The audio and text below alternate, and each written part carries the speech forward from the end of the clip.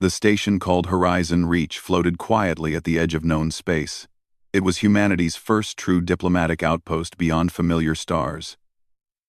No weapons platforms, no war fleets, only glass, metal, and hope. Humans had learned something early about the galaxy.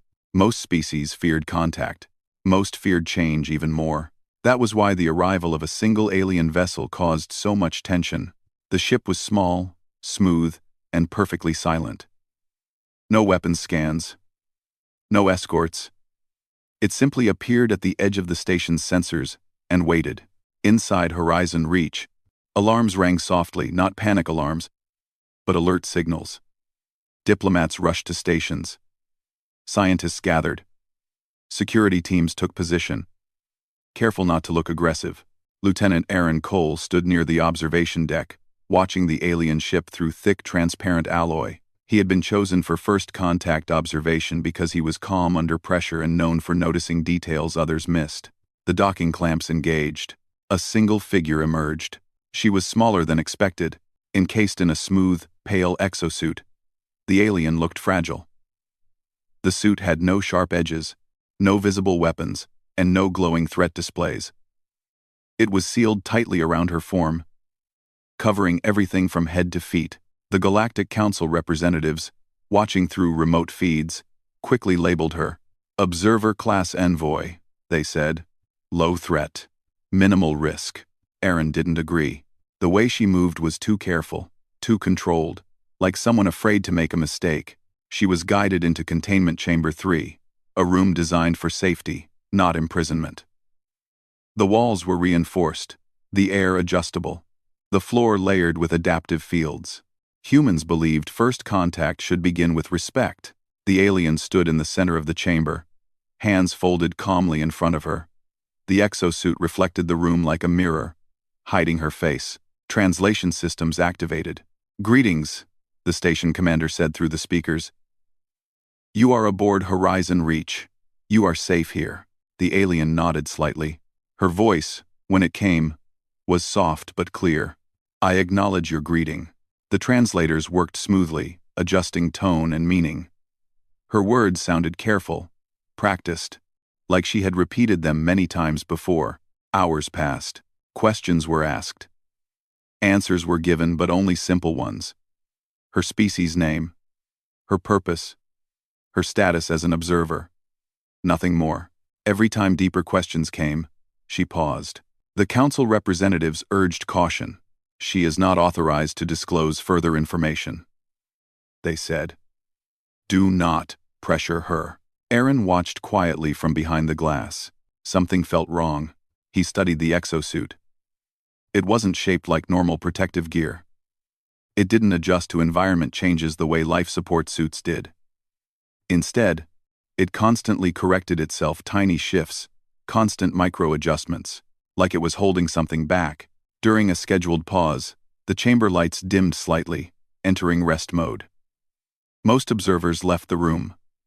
Aaron remained, standing near the glass, pretending to review data on a tablet. The alien turned her helmet slowly toward him. For the first time since arrival, she did not look calm. Her posture changed. Tense, uncertain, she took a step closer to the glass. Aaron felt his heartbeat slow. Years of training taught him not to panic, not to assume danger without evidence. The chamber microphones activated automatically. Her voice came again, quieter this time. Human observer, she said. Aaron looked up. Yes? She hesitated. The suit's surface rippled slightly, as if reacting to her emotional state. May I ask you a question? She said. That's what we're here for, Aaron replied gently. There was a long pause. Then she leaned closer to the glass and lowered her voice. Want to see more? She whispered. Aaron frowned slightly. More of what? Her helmet tilted, just enough to suggest uncertainty or fear. Unclasp it. Aaron froze. Every protocol alarm in his mind went off at once. Unclasp it. That meant her suit. Touching or altering alien containment systems without council approval was forbidden. Entire wars had started over smaller misunderstandings. Aaron did not move.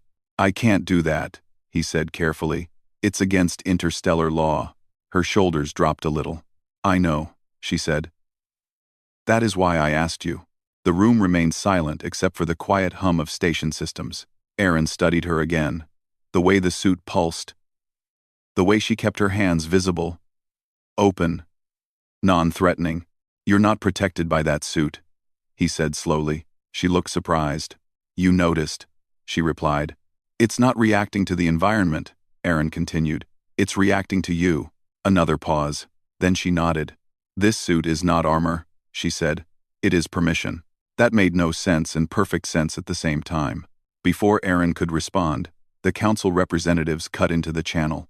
Lieutenant Cole, one voice said sharply, step back, do not engage further. Aaron didn't look away from the alien. Permission for one question, he said calmly. There was hesitation on the channel. Granted, the council said. 1. Aaron took a breath. What happens if it's unclasped? He asked.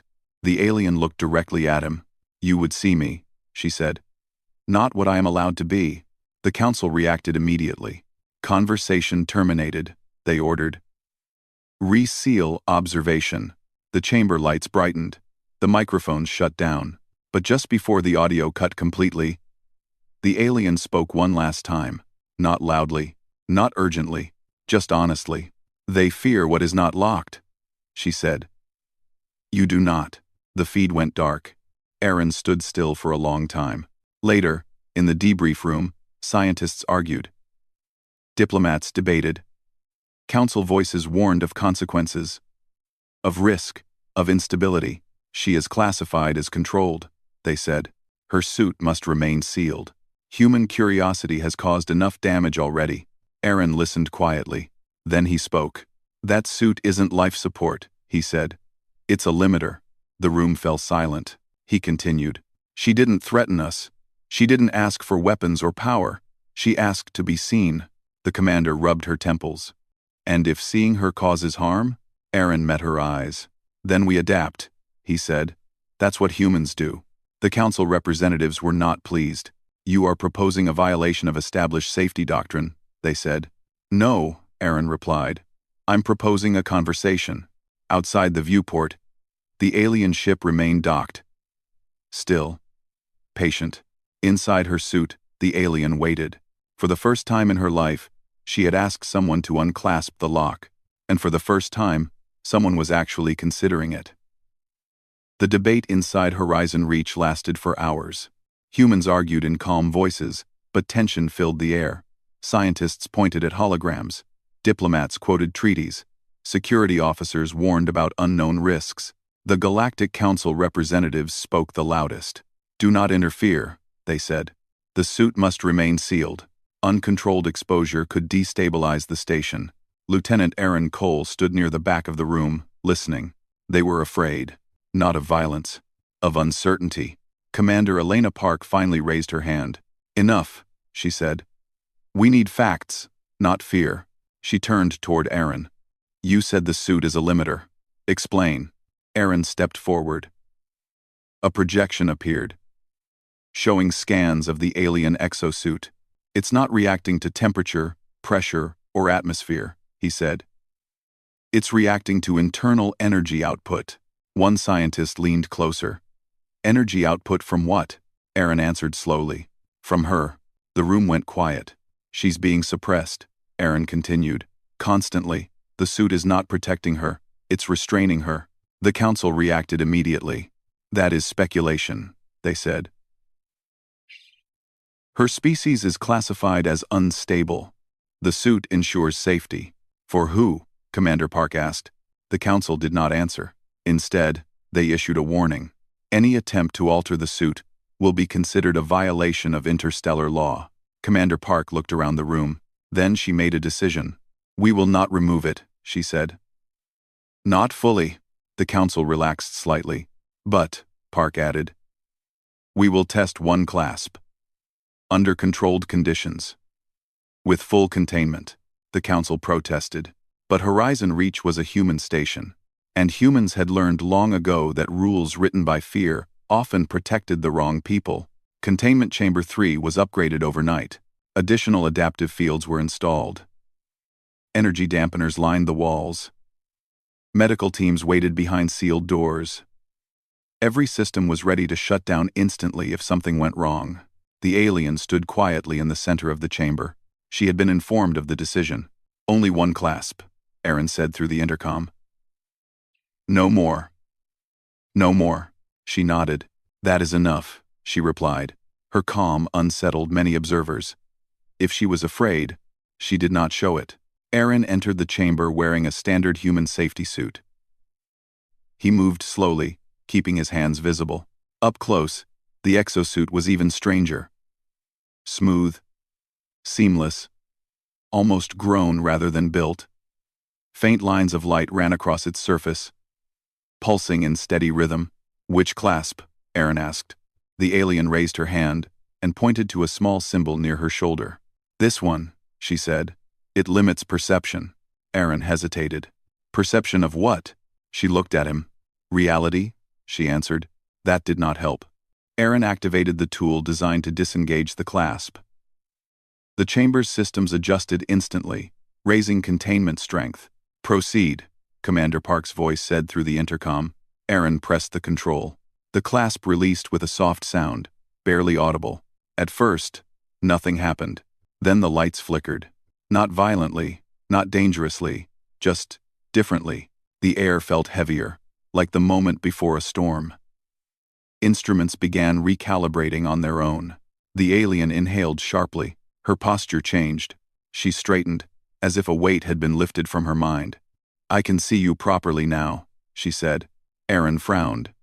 "You could see me before." She shook her head. "I could observe," she said. "This is different." The scientists behind the glass stared at their screens. "Energy readings are increasing," one said.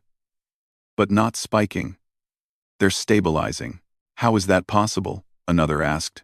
The alien looked around the chamber slowly, eyes hidden behind the suit's transparent visor. "This station is loud," she said. Aaron blinked. "Loud? Your thoughts," she clarified. "Your machines. Your fear. Your curiosity." She paused. "And your control." Aaron felt a strange chill. "You can sense that?" "Yes," she replied. "Most species cannot." The council representatives interrupted immediately. "This experiment is over," they ordered. "Re-engage the clasp." The alien turned toward the glass. "No," she said calmly. Silence followed. "That clasp," she continued, "was placed by those who feared what they could not command." The chamber systems began adjusting again, not in response to threat, but to balance. Gravity shifted slightly, correcting itself before alarms could sound. No damage, no danger, just adaptation. Commander Park leaned forward. "She's not attacking," she said. "She's harmonizing." The alien turned back to Aaron. "Your species is strange," she said. "You build limits, but you expect them to fail." Aaron gave a small smile. "That's because they usually do." For the first time, the alien's voice carried something new. Amusement. "My people sealed themselves," she said. "They sealed me. They sealed all like me." "Why?" Aaron asked. "Because we affect probability," she replied. "Because systems change when we observe them." The scientists stared in shock. "She's describing localized reality influence," one whispered. "That's impossible." "Impossible," the alien said gently, "is a word used by those who stop testing." The council spoke again, louder now. "This is exactly why her species is restricted," they said. "Uncontrolled influence threatens stability." Aaron looked at the alien. "Are you dangerous?" he asked. She considered the question. "I am capable," she said.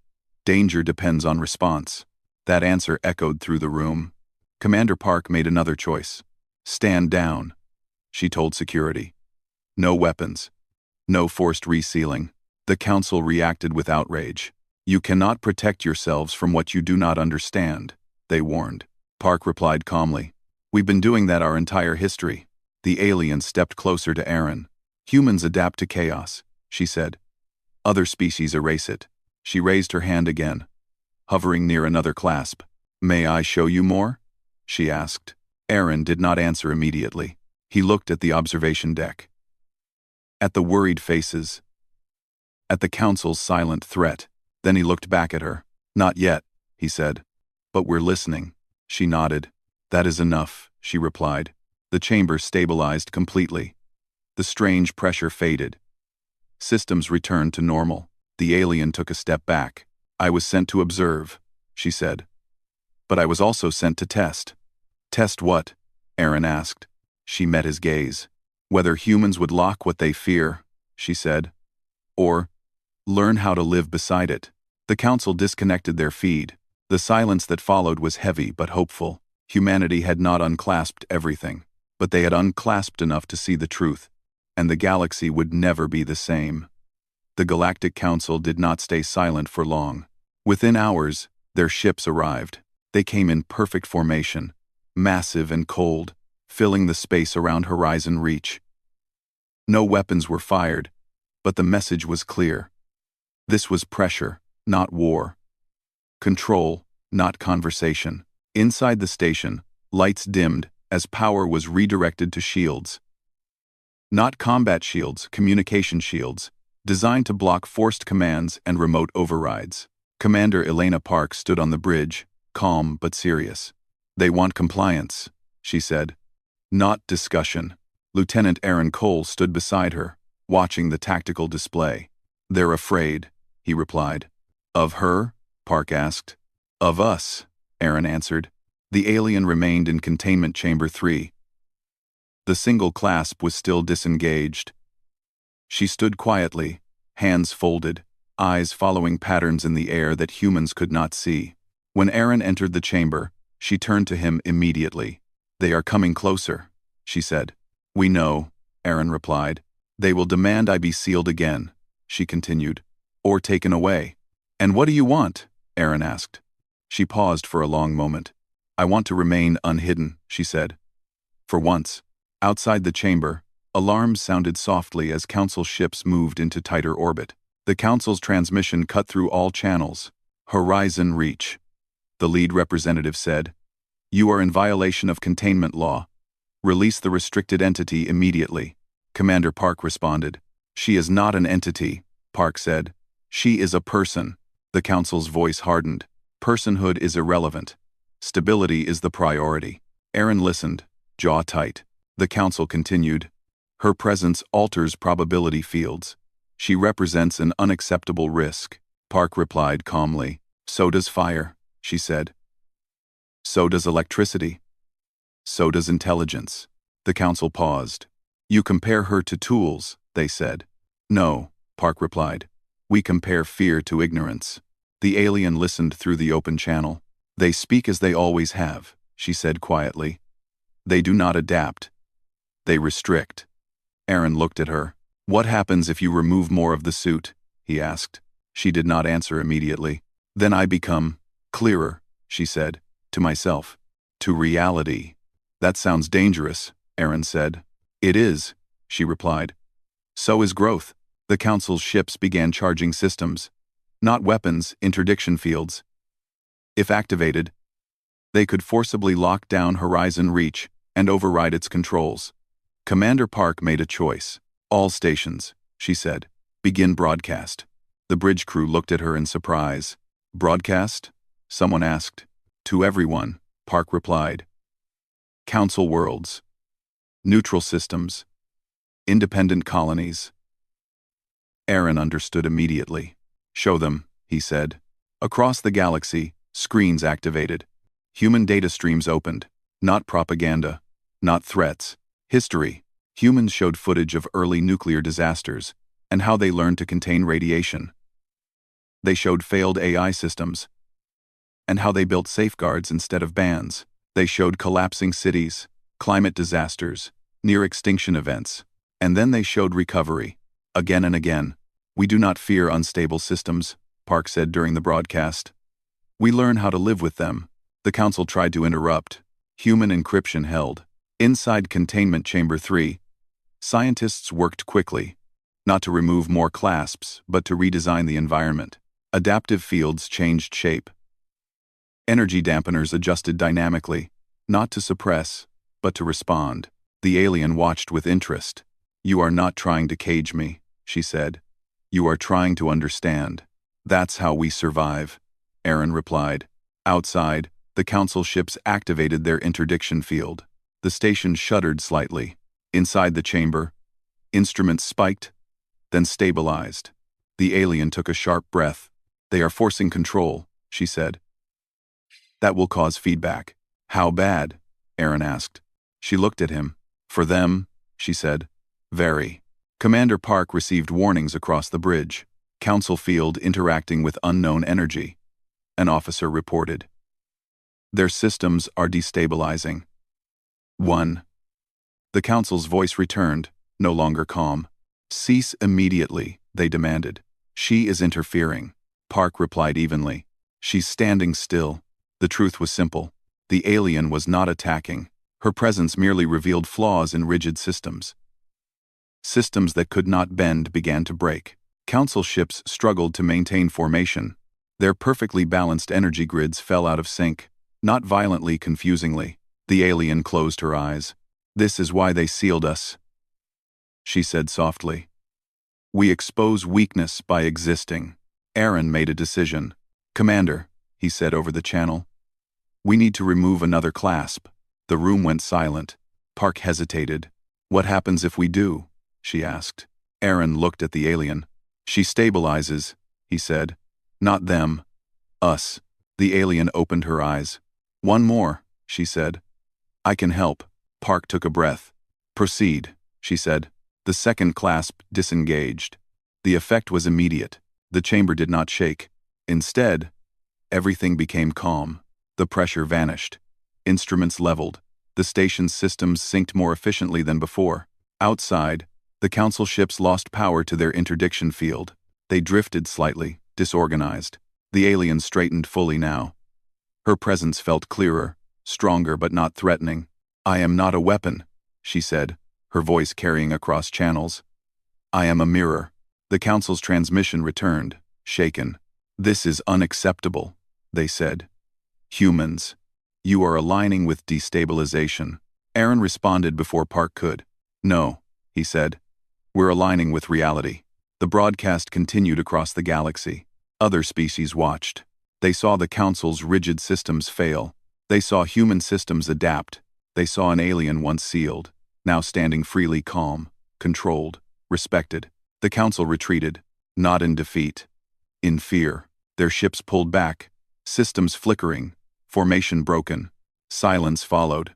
On Horizon Reach, no cheers erupted. No celebration, only understanding. The alien turned to Aaron. "You did not look away," she said.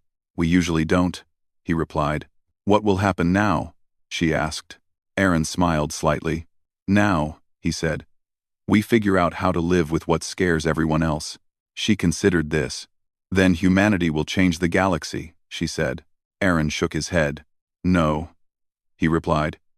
"We'll just help it grow up." Outside the viewport, Council ships vanished into jump space. The locks were breaking, and for the first time, the galaxy felt less afraid of what lay behind them. But it began to change the moment the Galactic Council ships retreated from Horizon Reach. News traveled faster than ships ever could. Across distant systems, observers replayed the same images again and again. A human station standing calm while rigid. Council fleets failed, an alien once sealed now standing freely, and humans choosing adaptation instead of control. On Horizon Reach, life did not return to normal. It became something new. The alien was no longer kept in Containment Chamber 3. The room was redesigned and renamed the Adaptive Hall. There were no locks on the doors, no visible restraints. Only flexible fields that responded, learned, and adjusted. The alien stood near a wide observation window, looking out at the stars. Aaron Cole approached quietly. "You should rest," he said. "It's been a long cycle." She nodded, but did not turn away from the view. "My people measure time differently," she said. "But yes, this has been long." She was still wearing parts of the exosuit, but most clasps were now disengaged. The suit no longer limited her. It simply helped her interact with the environment. "You're safe here," Aaron said. She looked at him. "I know," she replied. "That is new." Commander Elena Park entered the hall with a data tablet in her hand. "You're famous," she said to the alien. "Feared." the alien corrected. Park smiled slightly. Same thing, sometimes. Park explained that several independent systems had contacted Earth and its allies, not with demands. With questions. They wanted to know how humans had survived instability for so long. How did you live with danger? They asked. How did you keep going when systems failed? How did you avoid sealing everything away? The alien listened carefully. They are afraid of becoming like the Council, she said. Park nodded. So are we. The Council tried to regain control. They issued warnings, threats, legal declarations. But their authority had cracked. Other species had seen the truth. Stability enforced through fear was not stability at all. It was delay. Weeks passed. No attacks came. Instead, visitors arrived. Small ships, independent envoys, scientists, thinkers, observers. They came to Horizon Reach not as a fortress, but as a classroom. The alien became an ambassador, though she never asked for the title. She spoke simply. My people were sealed because we reveal weakness, she said. Humans were feared because they survive it. That sentence spread across the galaxy. Humans did not claim superiority. They claimed responsibility. Human engineers began working with other species to redesign systems. Not rigid ones, but flexible ones. Power grids that could fail safely. AI that could question itself. Governance models that allowed disagreement. The galaxy struggled with the idea. Failure was not something they respected. Humans taught them something different. Failure was information. One quiet cycle. Aaron walked with the alien through the station's garden ring. Artificial sunlight warmed the path. Plants from Earth and other worlds grew together. Roots tangled, adapting to shared soil. Why did you really come here? Aaron asked. She stopped walking. Because your history frightened the Council, she said. You were unpredictable. That doesn't sound like a compliment, Aaron said. It is, she replied. Predictable systems collapse quietly. Unpredictable ones survive loudly. She looked at the plants. My people believed control was safety, she continued. Humans believe adjustment is safety. Aaron nodded. Control breaks. Adjustment bends. She looked at him carefully.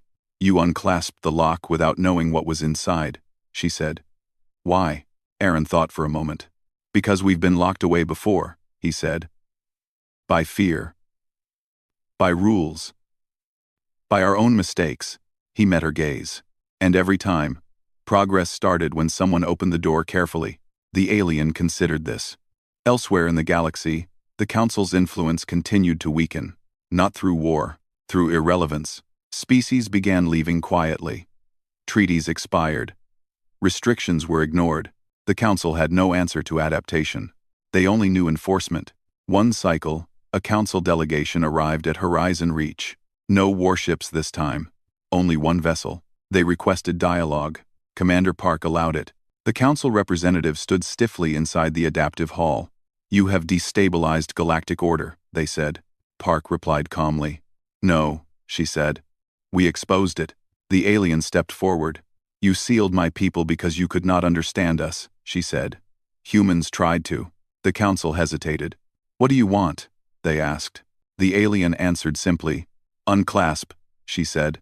The Council did not understand. Aaron spoke. Not everything, he said. Just enough to learn.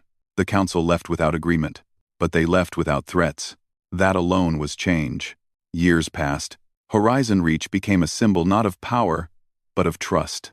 Humans earned a strange reputation. They were called unclaspers. Not because they broke locks recklessly, but because they asked why the lock existed. Humanity did not rush into danger.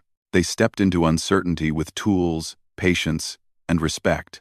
The aliens' people slowly emerged from hiding. Not all at once, not without fear, but with hope. They no longer wore full suits. They were no longer silent. One final gathering took place in the adaptive hall. Humans, aliens, former Council species, new voices. The alien stood beside Commander Park and Aaron. She addressed the room. For a long time, she said, the galaxy believed safety meant sealing away what it did not understand. She looked around. Humans taught us something else. She turned toward Aaron. They showed us that strength is not the absence of danger, she said. It is the ability to face it without becoming cruel. The room was silent. Outside the window, ships of many shapes moved together in open formation. No rigid lines, no forced symmetry, just cooperation. The aliens' final words were recorded and shared across the stars. When I whispered, "Want to see more?" "Unclasp it," she said. I was not asking to be freed. She paused. I was asking if humanity was brave enough to look. The galaxy now knew the answer. Humans were not the strongest species. They were not the smartest. They were something more dangerous and more hopeful. They were willing to learn from what frightened them. And because of that, the future remained open, not sealed.